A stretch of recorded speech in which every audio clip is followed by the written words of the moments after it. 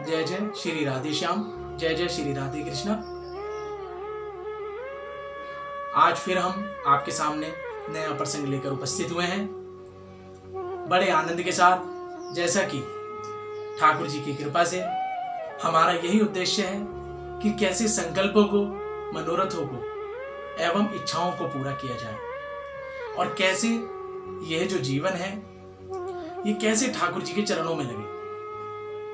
तो आज जो हमारा नया प्रसंग है उसका नाम है कि आज हम जो जीवन में होने वाली चिंताएं हैं उनको दूर करने आए हैं। किसकी चिंता? जैसे कि आजकल तनाव बहुत बढ़ गया है, बीपी, शुगर यानी डायबिटीज की समस्या बहुत हो गई है। तो ये आज डॉक्टर भी मानते हैं कि हमें खाने का तो जो हमारा भोजन का जो हमारे अंदर भोजन जा रहा है वह तो कारण है ही है, क्योंकि आजकल बड़ा यूरिया, बड़ा केमिकल का प्रयोग हो रहा है। लेकिन उसके अलावा भी ये डायबिटीज, शुगर, बीपी की बीमारी, हमारी तनाव भी है इसमें कई जिम्मेदार। उससे ज्यादा, भोजन से भी ज्यादा जिम्मेदार ये तनाव है। ये डॉक्टर भी आज मान गए हैं कि यदि हमें तनाव रहा तो धीरे धीरे बीपी, शुगर, डायबिटीज, डिप्रेशन आदि आदि अन्य बीमारियां भी हमें घेर लेती हैं। जैसे कि एक बीमारी आती है तो 100 और को साथ में लाती है, तो क्यों ना उस बीमारी को बढ़ने ही ना दिया जाए प्रारंभ से ही। तो आज उसी को मुख्य उद्देश्य बनाकर लाए हैं और यही हमारा प्रसंग है कि कैसे बीपी, डायबिटीज, शुगर, डिप्रेशन आदि को दूर किया जाए।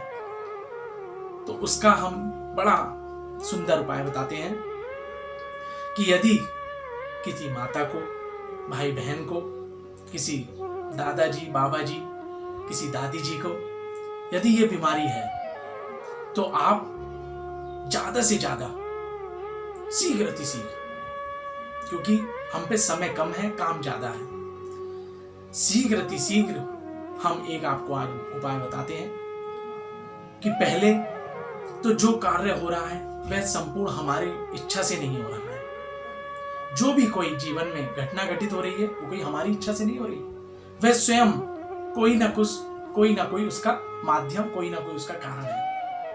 लेकिन ठाकुर जी ने यह व्यवस्था ऐसी की है कि उसका माध्यम किसी ना किसी को बनाया हुआ है।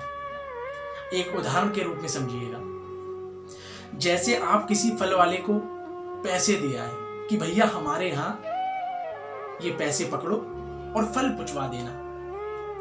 उसने कहा ठीक है, और उसी समय क्या हुआ, आप घर पहुंचे, पीछे पीछे उस फल वाले का कोई लड़का, कोई सेवक, कोई जो भी काम करने वाला कर्मचारी वह फल लेके आ गया और आकर आपको सौंपे। उसमें आपने देखा कि उसमें कुछ फल खराब भी थे, कुछ अच्छे भी थे। तो जो ज्यादा खराब थे तो आपने उससे कहा भी कि भैया इसमें ऐसे फल ऐसे क्यों लाए आप। तो कहने का तात्पर्य यह है कि जब आप पैसे तो देके आए फल वाले को और पहुंचाने आया उसका कोई और कर्मचारी, और यदि आपके फल खराब निकले तो आप उस कर्मचारी को तो नहीं सुनाएंगे ना कुछ भी, उससे तो कुछ नहीं कहेंगे ना कि भैया तेरी गलती इसमें है, तू क्यों खराब लाया। वो तो ये कहेगा कि मेरी गलती क्या, आपने तो पैसे उन्हें दिए, मैंने तो केवल फल लाने का कार्य किया है। यानी हमारे जीवन में जो सुख दुख आते हैं वो उसके हम किसी को माध्यम नहीं बना सकते। यानी कहने का तात्पर्य यह है, हमारे यहाँ कोई दुख आया, कोई विपरीत परिस्थिति आई, तो हम ये नहीं कि उस सज्जन को दोषी ठहराएं कि भैया तेरी वजह से ये नुकसान हुआ है, तेरी वजह से मुझे चोट लगी है, तेरी वजह से ऐसा हुआ। ऐसा नहीं है, क्योंकि हमारे जीवन में जो दुख आना था, प्रारब्ध रूपी दुख जो हम पहले कर आए थे, वो तो कभी ना कभी हमें आना था, दुख कभी ना कभी वो भोगना था। लेकिन उसमें जो वो लाने का, जैसे उस कर्मचारी ने फल लाने का कार्य किया, तो ऐसे ही वो दुख लाने का कोई ना कोई माध्यम, कोई ना कोई प्राणी, कोई ना कोई जीव बनता है, और हमें लगेगा कि इस व्यक्ति की वजह से हमें दुख प्राप्त हुआ है। ऐसा नहीं है। बोले जो हमारे भोग का फल था वो स्वयं चल के आया, बस केवल लाने का कार्य उस व्यक्ति ने, उस जीव ने किया है। जैसा कि उस फल वाले ने किया। तो इस प्रकार हम कभी किसी को दोषी न ठहराएं और जीवन में सुख का यदि अनुभव पाना हो, बीपी, डिप्रेशन, तनाव से दूर रहना हो, तो सर्वप्रथम ये समझिए कि जो भी हम कुछ कर रहे हैं वह केवल और केवल एक ठाकुर जी की इच्छा से कर रहे हैं। क्योंकि जो भी ठाकुर जी यानी भगवान, जो भी हमारे बिहारी जी या शंकर भगवान, जिन्हें भी हम अलग अलग रूप में जानते हैं तो सब एक ही। तो हमारा कारण कहने का तात्पर्य यह है कि जो भी घटित हो रहा है जीवन में वो ठाकुर जी की इच्छा से ही घटित हो रहा है। ये ना समझे जाए कि किसी का उसमें कारण है। और होता क्या है, उसी को हम चिंता बना लेते हैं, तनाव बना लेते हैं कि उसकी वजह से मेरा ऐसा नुकसान हुआ। तो वो ऐसा कुछ ना होगा। और जीवन में यदि और शांति पानी हो और प्रसन्नता पानी हो, बीपी, डिप्रेशन, शुगर आदि को दूर हटाना हो, दूर भगाना हो, तो केवल एक उपाय कि जितना यदि हरि नाम जप किया जाए और तो और राम राम जप किया जाए और ठाकुर जी के लिए प्रतिदिन कभी सुबह या शाम जब भी समय हो उनके लिए नाम जपते जपते आनंद के साथ उन्हीं के रूप में, उनके धाम में, उनके नाम रूप लीला धाम में खोया जाए, तो उससे आप ये पाएंगे कि प्रतिदिन आपकी जो भी आप पूजा का पाठ करते हैं उसे बड़े ध्यान से करिए, चाहे पूजा 1 मिनट की हो चाहे 2 मिनट की। और कहने का तात्पर्य यही है कि 1 मिनट की, 2 मिनट की पूजा ये नहीं कि पूरी जिंदगी हमें 1-2 मिनट की करनी है। उस अभ्यास को निरंतर बढ़ाना है, क्योंकि हर चीज अभ्यास से ही मिलती है।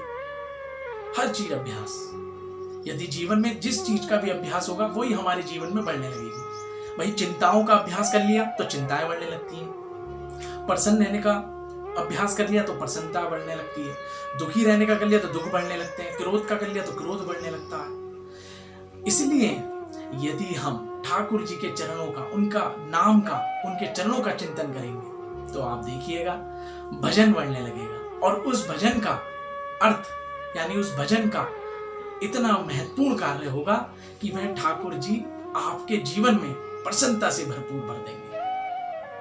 वह आपका जीवन नहीं रह जाएगा, वो जीवन ठाकुर जी का जीवन हो जाएगा। तो जो भी जीवन में बताया भी गया था कि जो भी जीवन में यदि जो साधक हैं वो भजन करते हैं, उनके जीवन में जो कुछ घटता है वो ठाकुर जी की इच्छा से घटता है। और जो साधक नहीं हैं, जो भजन नहीं करते, उनके जीवन में जो कुछ भी घटता है वह उनके कर्मों के हिसाब से घटता है। तो इस बात का विशेष ध्यान रखा जाए कि जो साधक है वो ठाकुर जी की इच्छाओं से होगा, उनके जीवन में जो कुछ भी होगा। और जो भजन नहीं करते, साधक नहीं है, उनकी जो भी जीवन में घटेगा वो उनके कर्मों की वजह से। तो जब हम ठाकुर जी के शरणागति हो जाएंगे, उनकी शरणागति ले लेंगे, तब ठाकुर जी हमें अपनाकर और ऐसे इन चिंताओं से, बीपी से, डायबिटीज से दूर कर देंगे निरंतर। यही आज का हमारा प्रसंग था। और निरंतर अभ्यास बनाना पड़ता है, ये एक दिन का अभ्यास नहीं, निरंतर थोड़े थोड़े 5-5, 10-10, 15-15 मिनट, 1-1 घंटा, जैसे जैसे मन लगने लगे। और स्वयं ठाकुर जी इसमें शक्ति प्रदान करते हैं। स्वयं ठाकुर जी, हम एक कदम आगे बढ़ाकर तो देखें तो स्वयं आप देखेंगे कि ठाकुर जी हमारी स्वयं मदद करने आएंगे। ये हमारा पूर्ण विश्वास है। तो आज की हम इस प्रसंग को यहीं विश्राम करते हैं। कल फिर हम नया प्रसंग लेके आएंगे जो कि जीवन में हितकारी हो, जीवन में प्रसन्नता और दुख को काटने वाला हो और इच्छाओं और मनोकामनाओं को पूरा करने वाला हो। आज हम अपनी वाणी को विश्राम देते हैं। जय जय श्री राधे।